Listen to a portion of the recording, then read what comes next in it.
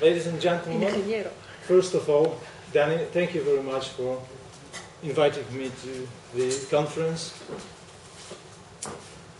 So, I express my thanks to the organizers of the conference, and also Asha, thank you very much.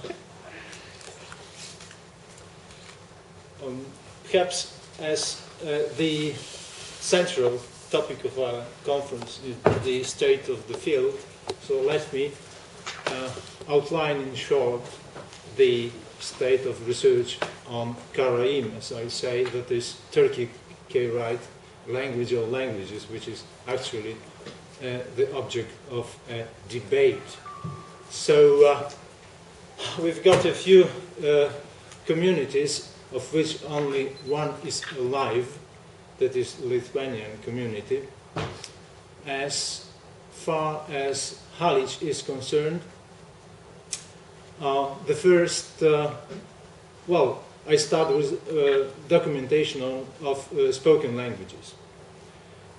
As for Halic, there is a good study by Jan Grzegorzewski, published in Vienna in 1903, ein türk-tatarischer Dialekt im Galicien, which documents the spoken language without any retouche, so it is quite reliable. Then Lutsk community, Lutsk dialect is absolutely undocumented, and it will never be documented because the language is extinct, Lutsk as the community itself. Then we've got Lithuanian, which paradoxically isn't evidence documented, although there is a classical study by Tadeusz Kowalski in 1929. It's Karaimische Texte im Dialekt von Troki. But Kowalski doesn't document spoken language. His work contains well, some written text and a few theater plays stylized to spoken language, but it is not spoken language. The situation is similar as in the Crimea. The Crimean dialect is also extinct, and it is undocumented. There are only some short samples of Crimean Karaite language in Prieg's grammar, which was published in Russian in Makhachkala, so it is not easily accessible grammar.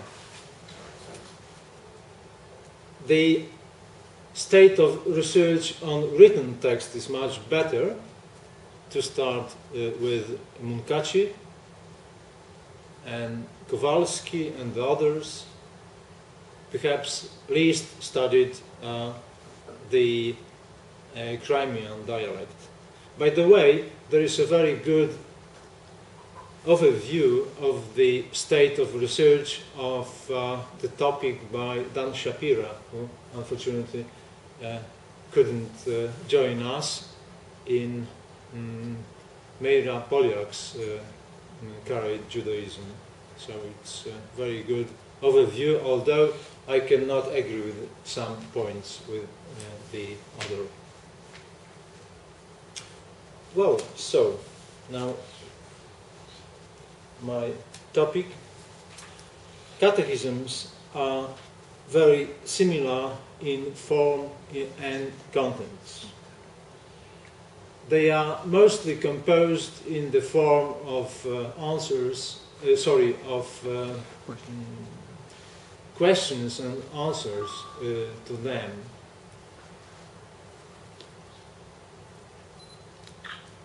Jewish catechisms, if this term is appropriate at all, are said to, well, that's the point to discuss, but nevertheless, this generic term is used,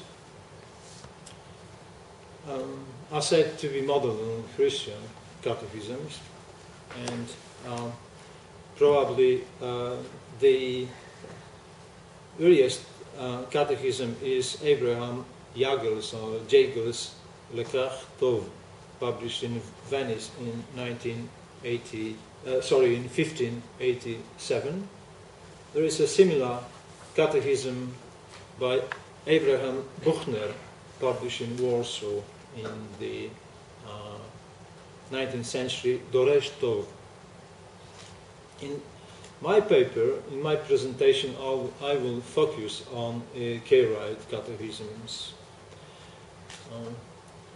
Probably the first catechism printed in Karaite, Turkic, is Kazaz's Tov Ta'am, published by Zerach Firkovich in Gözlev or Eupatoria in 1835.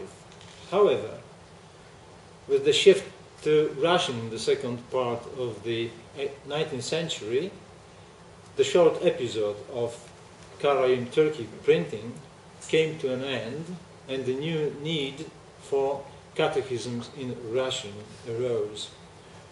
One of such catechisms is that by Duvan, published in St. Petersburg in 1890, followed by a catechism by Shamash, published in Eupatoria in 1913, and another one by Firkovich in Melitopol 2 years later. Tov Ta'am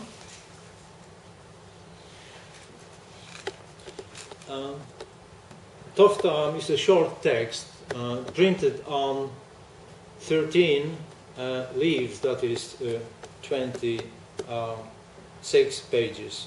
It is written, as I said before, in the forms of questions and answers. Whereas Duvan and Shamash, and in part Firkovich, provide descriptive paragraphs to all topics related to religion, the whole text of Tov Ta'am is in the form of questions and the answers, and of course all teaching and instruction is included in the answers. The second in order is Duvan's work. It contains 10 chapters and a selection of prayers on more than 100 pages.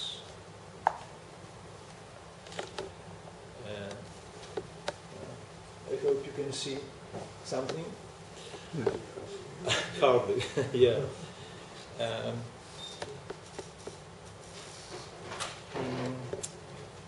The chapters are the following: on religion in general, on the Decalogue, on the Bible, on the need to study the Torah and the holy language, on God's punishment, on Messiah, on the precepts of religion, on the duties of a believer, on worship and repentance, on Karaite calendar and Karaite holidays. The chapters are subdivided into paragraphs, and after each paragraph there are answers to memorize the contents and probably check the knowledge newly acquired. Firkovich's catechism is rather chaotic, since it was published on separate leaves and bound afterwards. Unpaginated leaves, and in some copies I saw the leaves are wrongly bound. Therefore, it lacks a good idea of uniformity. The table of contents show 34 sections and 14 additional ones, the total number being 48. These sections may be grouped into the following principal questions. Again, general questions on religion and Karaite, on religion and Karaite religion, as he put it. The Torah, prayer and worshipping, the precepts of Karaite religion, the Decalogue, holidays and feasts, Karaite calendar, funeral and mourning. The additional paragraphs instruct the reader in the conditions of worship, the reason why a worshipper should put a talit, and take his shoes off when entering a house of worship. Then they provide information on the Bible, on the prophets, and differences between Karaites and Rabbanites. Shamash's Catechism contains 5 chapters: the Decalogue, calendar, holidays and feasts, a prayer, and a short history of Karaites. Each chapter is followed by a few questions to the descriptive paragraphs. All these catechisms acknowledge that the Karaites are descendants of Abraham, Isaac, and Jacob. At the time that others instruct the pupils about the difference between, at the same time the authors instruct the pupils about the difference between Karaites and or Karaites and Rabbanites or Talmudists. The difference is probably shown by Shamash in the sharpest way. I quote in an English translation, of course: "The Karaites form a separate nation and a religion and don't have any relation to Talmudic Jews." That is what you said about. It's a complete separatism, of course. Duvan says that the ancestors of Karaites started calling themselves so after the rise of Talmud. It is especially Duvan's catechism that has an appearance of a modern book, with the title page in Hebrew. So you see it. Come back, please. And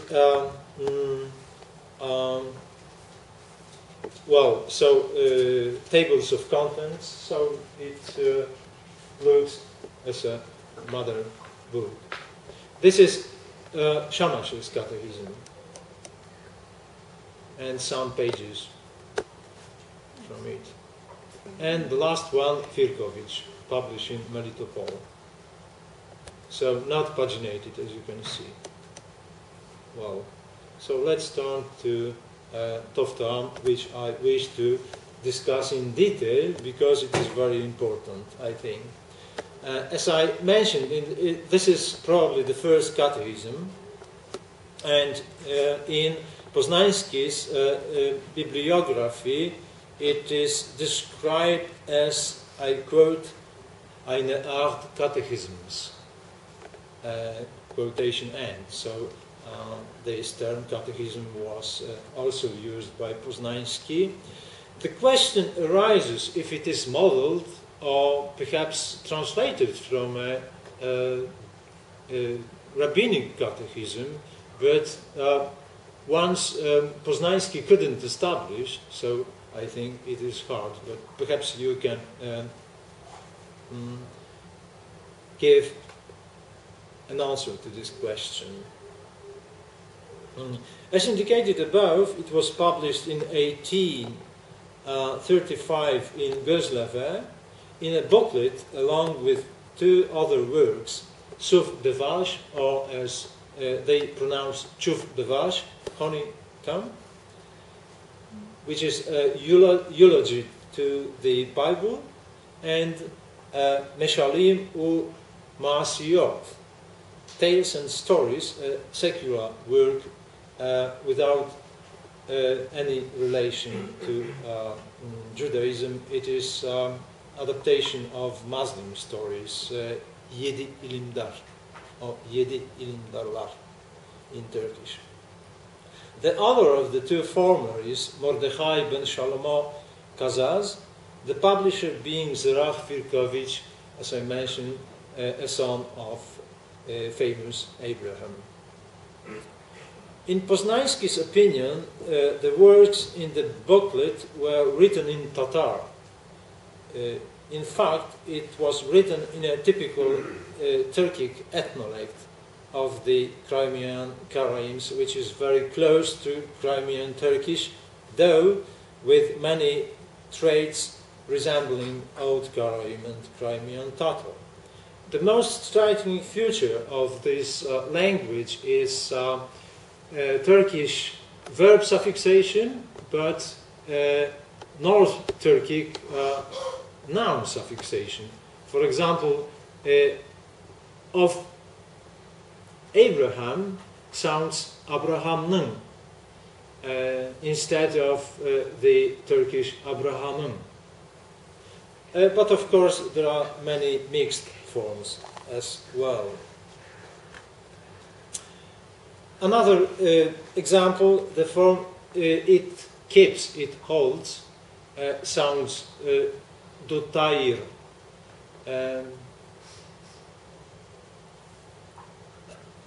Instead of Turkish tutuyor or Tatar tuta. But on the other hand, this text preserved some archaic words, as for example burunhu, which means the first, which is absolutely unknown in Turkish and was lost by Tatar. This is a feature of Old Karaim, that is Karaite Turkic. In the following, all the 17 questions of Kazaz's Catechism will be provided in the original Turkic Karaim and in an English translation by me. The answers to the questions, that is, the whole of the Catechism, are not provided in full because some answers are quite lengthy.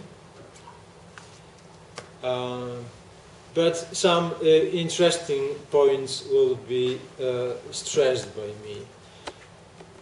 Let's each question is preceded by the word Shallah and followed by a number, that is question 1, question 2, and so on. And each answer is also introduced by the Hebrew word Teshuvah, that is answer.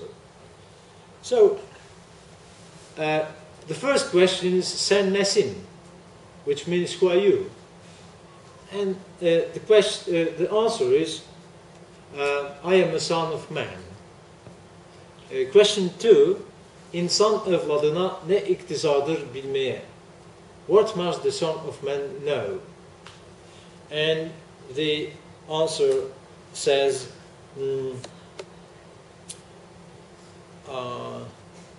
the believers should not deliberate on the secrets that they cannot understand.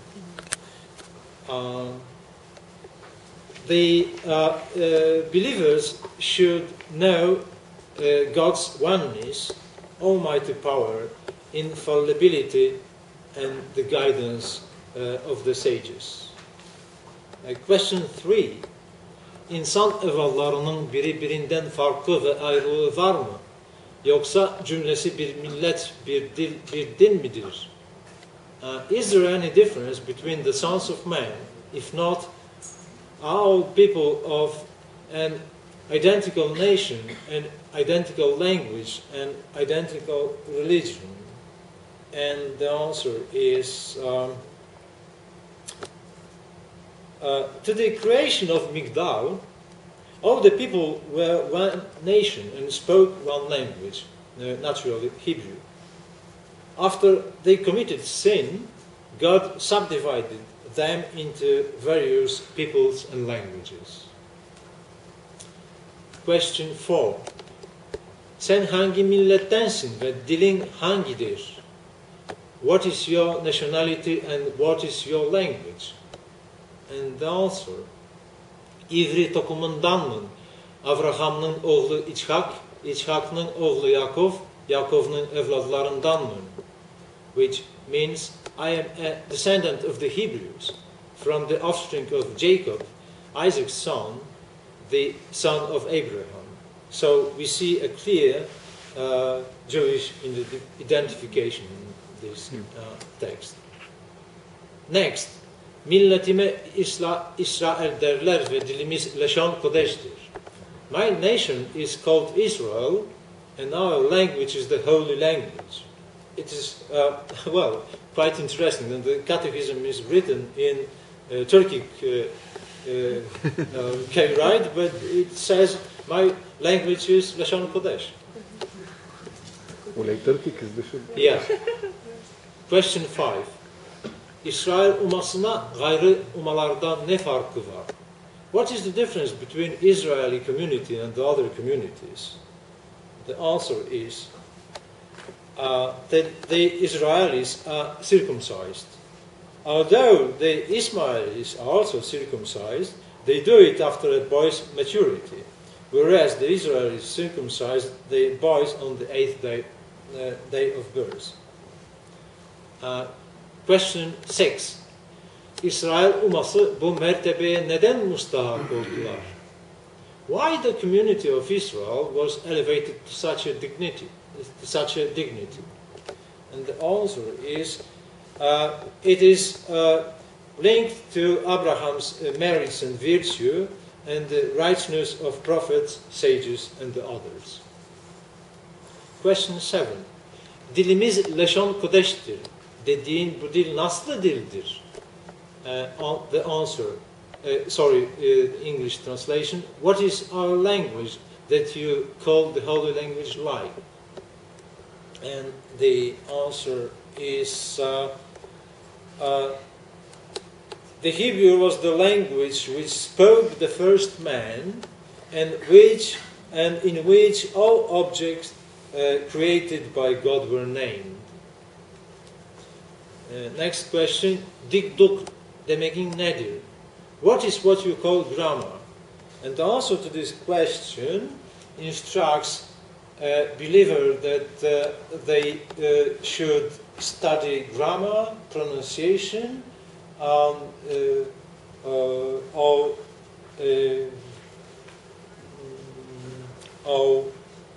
rules of the Hebrew grammar, spelling and so on. Question 9.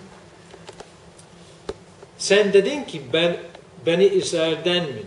Beni İsrail furka halktır. Şumrunim deyilen halk var. Karayim deyilen halk var. Rabanim deyilen halk var. Hangisindensin ve bunların bevle ayrı düşmelerinin aslı nedir? You say that you are from Israel's sons. The Israelis are different peoples.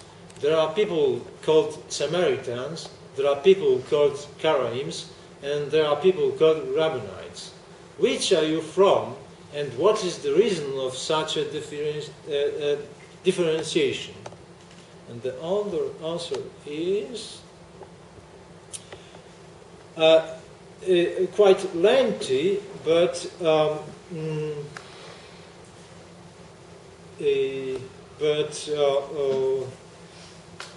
in fact it says that Karaims were separated from Israelis after Solomon's kingdom, and it presents many events from the history of Israel basing on Tanakh, of course. Question 10. Sen dedin ki Çadukim Sak Peşat bakarlar ve Rabbanim'de Tora ve Baal Peg'e inandılar dedin. Abla ise Karayim halkı Tora'nı nasıl tutayırlar? Sevle. You say that the Sadducees observe only the straightforward meaning, and the Rabbanites believe in the law transferred orally. In this case, tell how the Karaims observe the Torah. The answer is naturally, that it is not allowed to believe in anything outside the Torah. Question 11. Aşara ikarimge inanmalıdır dedin. Onlar nedir? You say that one must believe in 10 roots. What does it mean? The answer discusses the 10 roots of Jewish Karaite religion one by one. Question 12. You see, of course, because it is a language, it's a Turkic language, strongly influenced by Turkish, with all Arabic vocabulary. So it refers to God as Allahu Teala. Allahu Teala'ya tefila etmeli, beraha etmeli dedim. O neden borç ve vaktin tarzın sevle? You say that one must worship the sublime God and practice thanksgiving. Why is this an obligation? Tell when and how one must do that. The answers say that these are the obligations prescribed by the Torah and by the wisdom or intelligence. Is the 10 roots the 10 roots or the Decalogue? Yeah, Ashari Karim in Hebrew.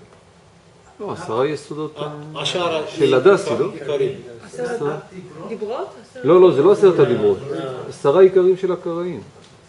ככה אני חושב. Nearly for all concepts on religion, they use Hebrew words in this catechism. The problem is with the name of God. The Karaites used both the Turkic name Tingri and its Turkish form Tanrı. Of course, the tetragram was read as Hashem, and of course our Lord was referred to as Adonai in the text. And in later texts influenced by Turkish, very frequently God is called Allah, like in the Muslim languages, if I may say so, in Turkish. Well, so Teşuva yolların. This is question 13. Teşuva yolların öğretmeli dediğin yolları nedir? Sevle. You say that one must teach the manners of repentance. What are these manners like? And the answer is that Catechism instructs the believer that if they sin, first they have to recognize this. And after recognizing, they have to ask God for mercy and forgiving. Question 14. İsrail ayları ve yılları güneş hesabı ile midir? Yoksa yıldız hesabı ile midir sevle? Tell whether the months and the years are at the Israelis determined on the basis of sun calculation of star calculation. And the answer is that the Israelis calculate the months and years observing the movement of stars and events in Israel. If one sees the earring of barley at the end of the month Adar, it should be ready on the 15th day of Nisan. The question 15. Dedin ki İsrail yılları Ereç İsrail'in hesabına göredir. Ereç İsrail'de olsak iyi. Ya şimdi Galut'ta uzak yerlerde nasıl edirler ve ay başlarını nasıl bileyirler ve nasıl tutayırlar. So here you are, the word Galut. So it says, You say that the years of Israel is according to Israel's time. However, how are they determined when we are on exile in a remote country? And how are the first days of months recognized and celebrated? And the answer is, author shows the case of Babylonian captivity, where at the time of Ezra, the Israelis counted the calendar on the basis of the Israeli experience. Question 16. İsrail'in iyi günleri hangidir sevle? Which are the good days of Israel? The good days is of course a semantic copy from Hebrew, which means the holidays, yeah, of course. So not only lexicon, but so even some semantic structures are copied from Hebrew in Turkic Karaite. And the following good days are mentioned in the Catechism. First of all, of course, Shabbat, which must be celebrated every week. Then Pesach, then Shemini Atzeret, then Teruah Moedi, which is put Rosh into... Hashanah. What we call Rosh Yeah, Hashanah. but it is put in this Teruah. way. Teruah Moedi, of course. Yom Teruah, as they say. Then Kippur, for Yom Kippur, of course. Then Sukkah Moedi, which stays for, of course, for Sukkot. Then we've got Simchat HaTorah. Then Purim. It also prescribes fasting. There is not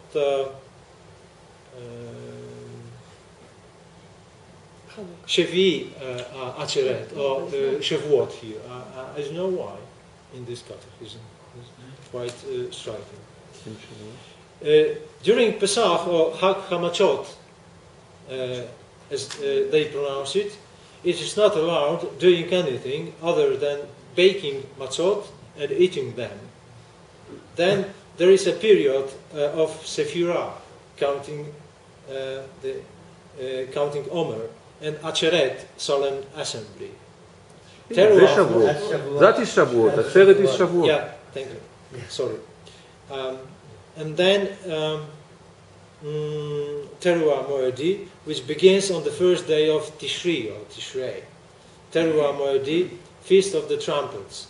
In fact, I don't know if the translation of trumpets is right.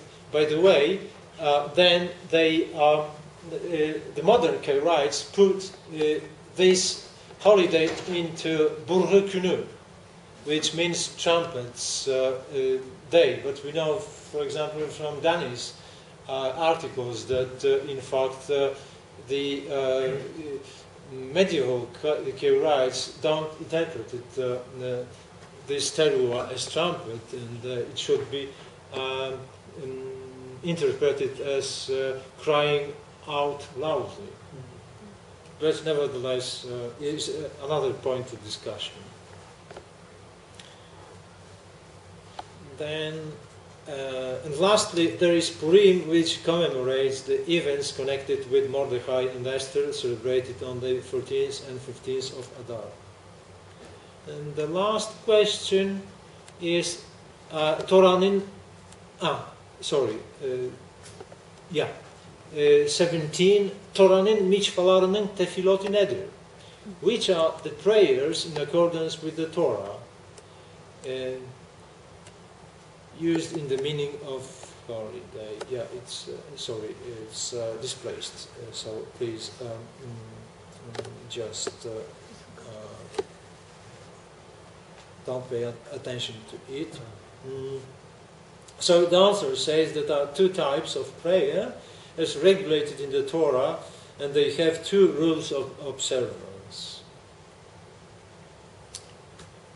Well, there are, of course, many issues related to the questions asked and raised in these catechisms. I arranged a table which shows how the terminology changed over decades. If you look at the first column, we've got Kazan's Catechism, which I've just discussed in detail, that is Tuftan. So you see all the holidays. And then Kalendarz Karaimski, that is a Karaite calendar published in 26, provides in fact the same forms. Pesach instead of Pesach, it's a local Slavic pronunciation. Shevi Atiret, it says Shavuot, Teruah, Yom Kippur, Sukkot, Shemini Atiret, Simchat Torah, and Purim. Next is Abkovich's calendar with the following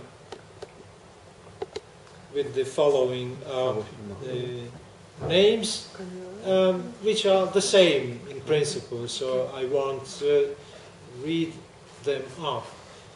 But in another calendar of Abkovich, in 39, we see some Turkicization of this term. So we've got Hıdzı Pesach'nın. Hıdz, from the Arabic Hajj, is adopted as a word for holiday.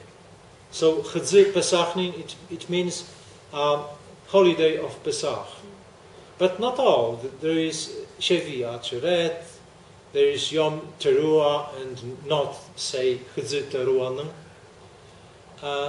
But on the other hand, Hıdzı Shavuot'nın, which means the feast of Shavuot again. The same is with Hıdzı Alaçıklar'nın. So the Hebrew word sukkah, booth or tabernacle, is translated into Karaite Turkic as alaçık, and others unchanged. Then we've got the, we can call it catechism. It's a booklet by Jankowski, composed in 46 and published a few times, which completely lacks any Hebrew words, as you can see. So Pesach was, Hıdzı Pesach'nın was transformed to Hıdzı Tımbıllar'nın. Tımbıl is a Karaite word for machot or matzah. Then we've got Hıdzı Haftalar'nın, that is Shavuot. Bırgı günü, bırgı is a word for trumpet. Then Kippur was, that is atonement, translated as boşatlı. And Hıdzı Alaçıklar'nın. We don't see some holidays as, for example, Simchat Torah and Purim in Jankowski at all.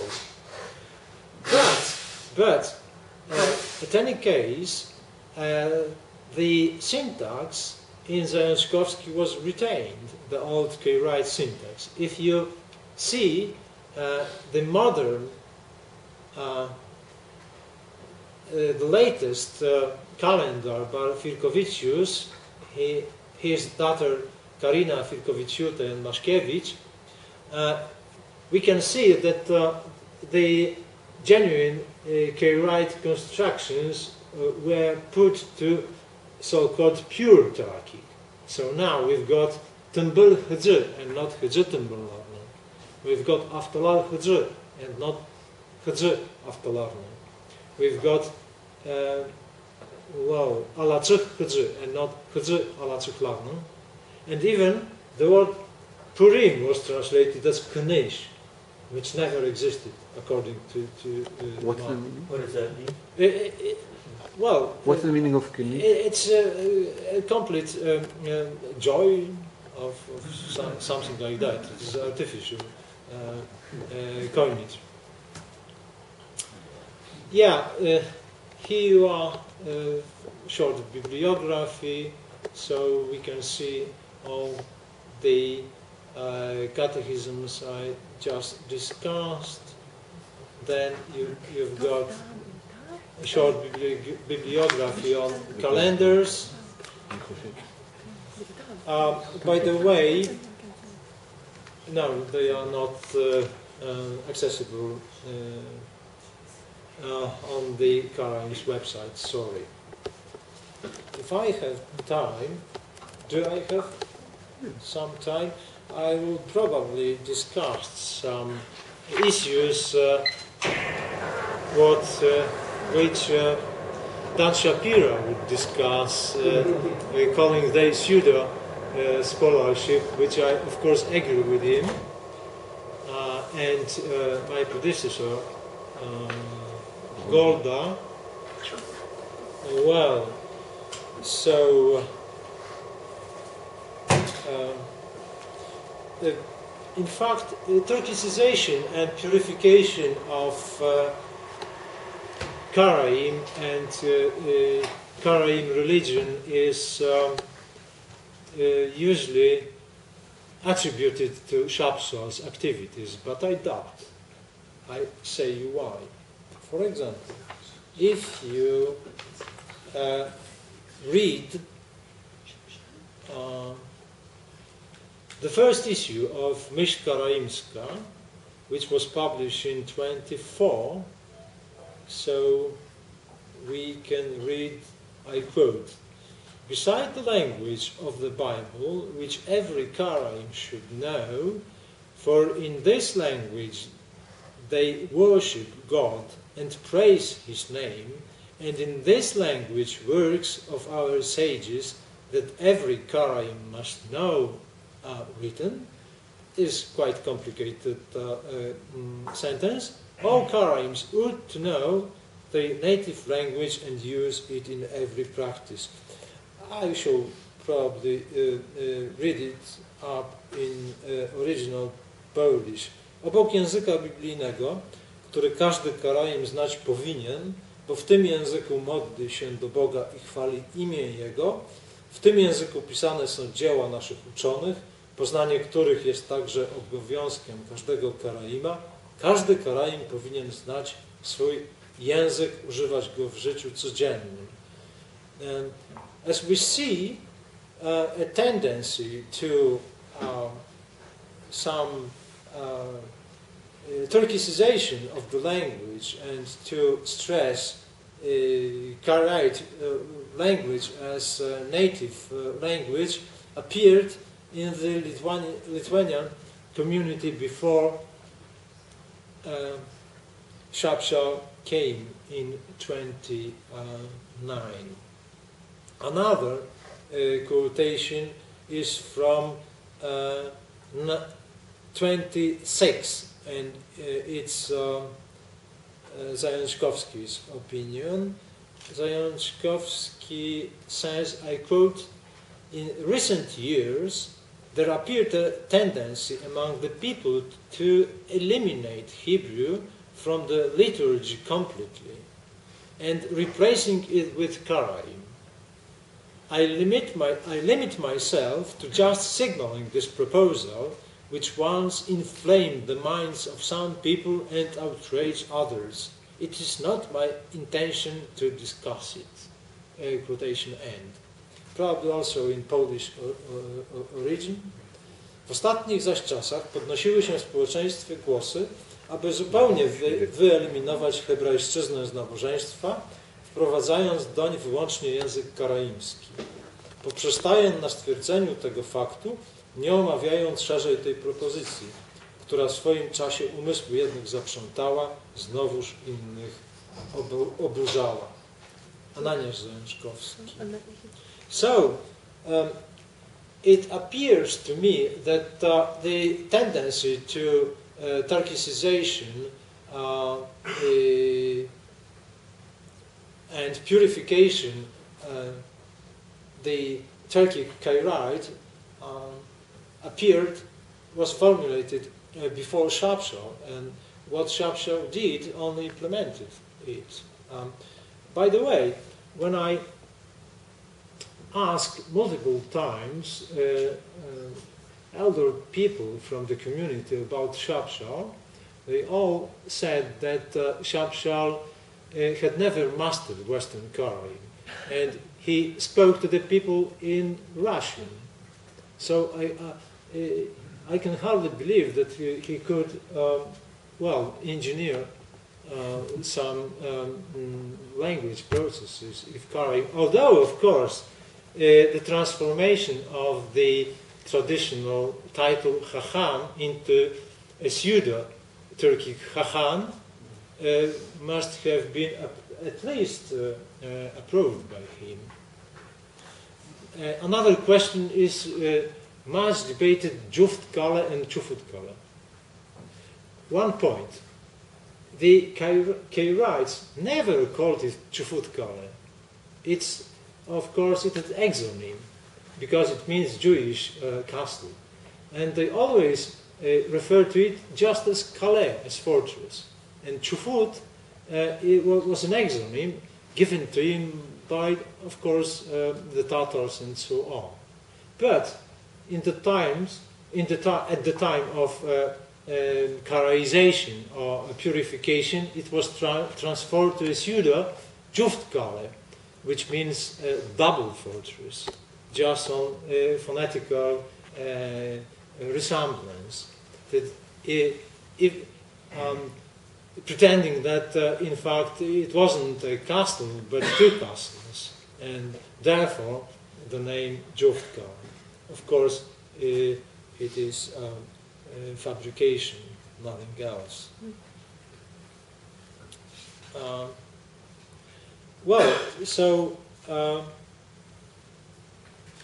Summing up, we may say that in fact the tendency to replace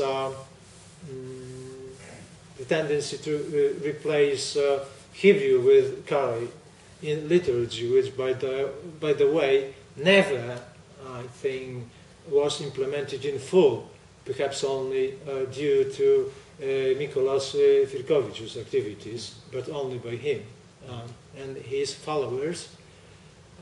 I have many examples that religious Karaites always use traditional terms. So these coined terms were not much used by normal people. And I totally agree with Golda that some tendencies are not wide tendencies among the people. They are only some trends represented by leaders of the communities. So most of people don't share them. But this tendency of creating a uniform language for all the three communities, which in the interwar period became part of independent Poland, was a very positive factor, and so integrated Karaites in the West and resulted in unprecedented renaissance of Karaite culture and Karaite language, which unfortunately came to an end because of the Second World War. Thank you very much. I'd just like to start with asking a simple question, which is, if we don't have documentation about pronunciation, how do you know how to read it? not what it means, but how the pronunciation of reading. Yes, that's a good question.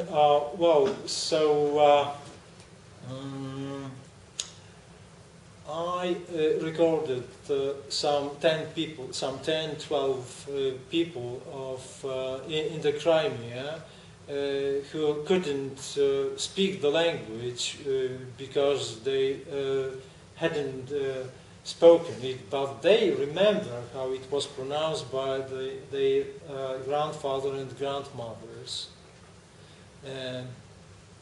So that is the main. And also other scholars like Sulimovich, for example, in his article on Mekabich, published in Russian Orientalistyczny, also gives evidence to this pronunciation in the Crimea, and also Jankowski. So they were scholars who worked on Crimean Karaim when it was still spoken. And also Prick, who documented the language, but unfortunately very few samples published in his Gramatika karaimskiego języka, krymski dialekt. Okay. Thank you for this interesting paper. It raises many questions. I have only two. The first one is regarding the use of these catechisms. Did you find any evidence for these books being used inside classrooms? And because I know several curriculums from the first and second third of the 18th century by Sultansky, 19th century, by Sultansky, Yuda Uzon, Abraham ben Shlomo Lutzky, which do not mention these books, or at least Kazakh catechism.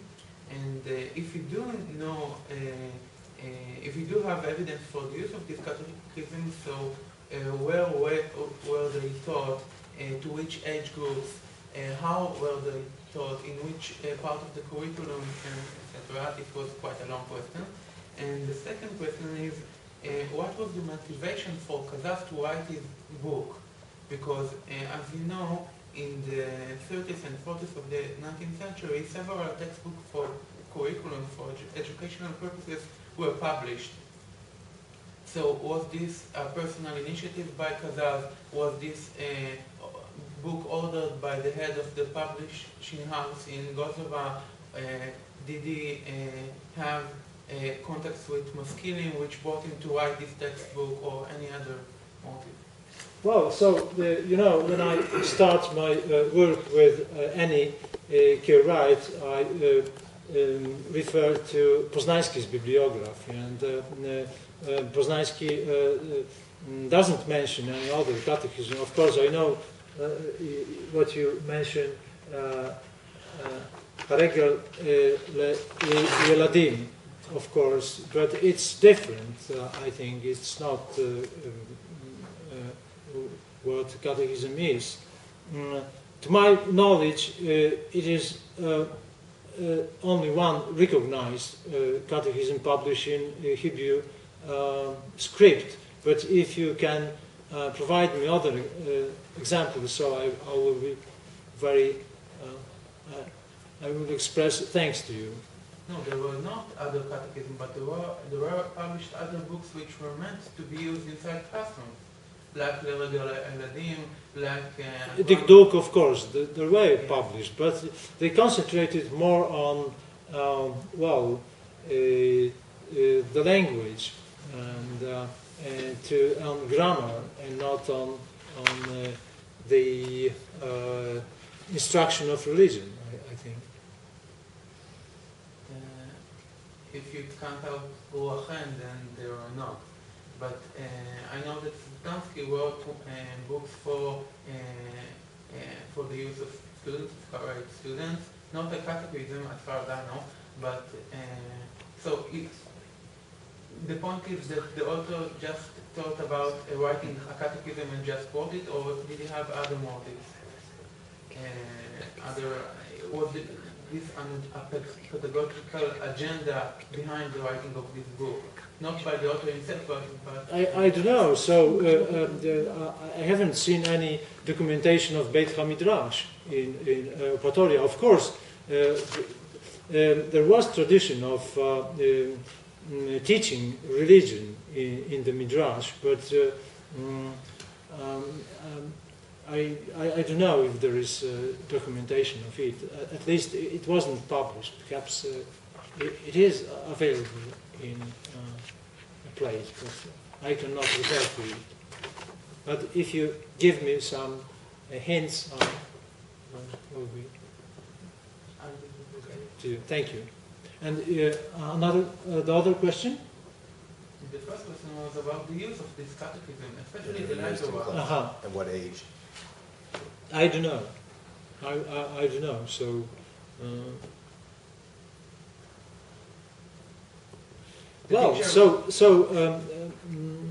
All the catechisms were published and they were probably in use, but I couldn't answer this question. It's remote time, so I don't have any knowledge on it. What can I do? What can I do?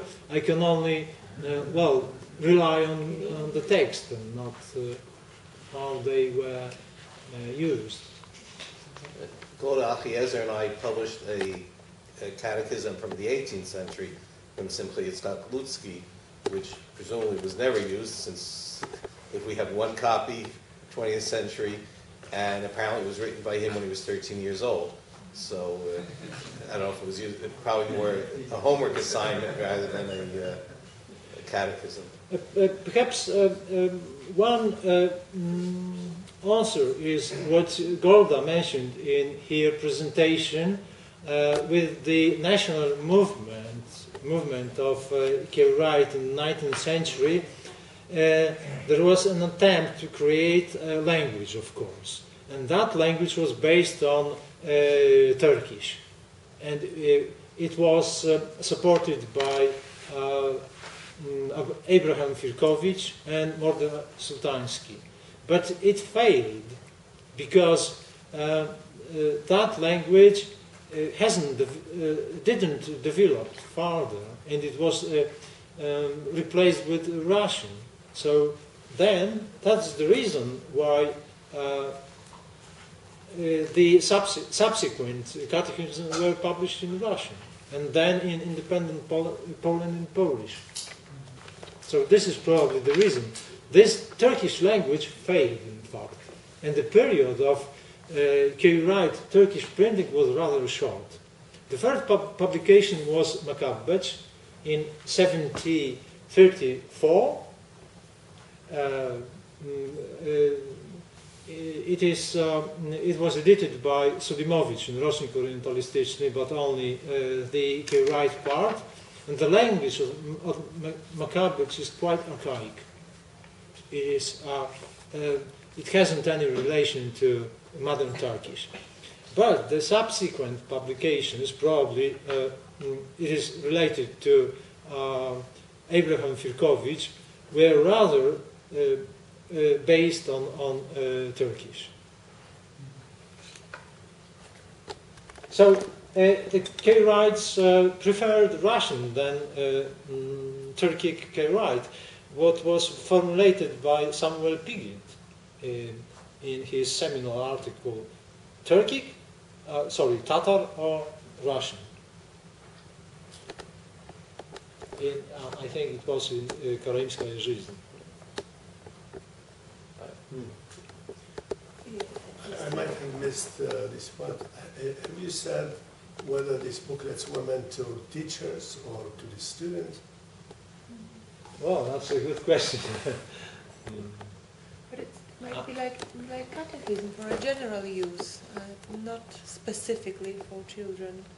Something, a compendium of knowledge that you should know, being a Karaite, doesn't have to be specifically to students or teachers. But might I have a question and answer? It seems like it was something that you would use in a classroom that the teacher would Yeah, ask the students and then they would respond.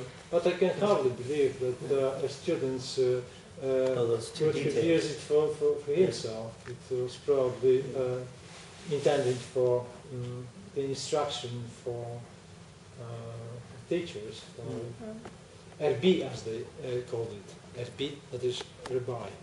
Rabbi. But the Crimean pronunciation is RB. Golden? I just have a little, maybe interesting remark about the use of languages by Firkovich and Sultansky. I just found in their correspondence there are complete passages in Yiddish. They just inserted it in their correspondence when they didn't want that the Crimean Karaites will understand them. Because one of them was in the Crimea and the other in Lutsk. They both were from Lutsk. And they were in touch all the time with the Jewish Rabbinite population. So they knew Yiddish very well, and they used it for their own purposes. So the children should understand. Yes. Secret language. Yeah. We changed the schedule slightly because Don Shapiro didn't come, so actually lunch is ready now. The last session is supposed to start at 2:30. I suggest we start at 2:15. 2. Sorry, 2? So, okay, I mean, I don't know anybody's planning to come, but we'll start at 2 and we'll be finished by 5.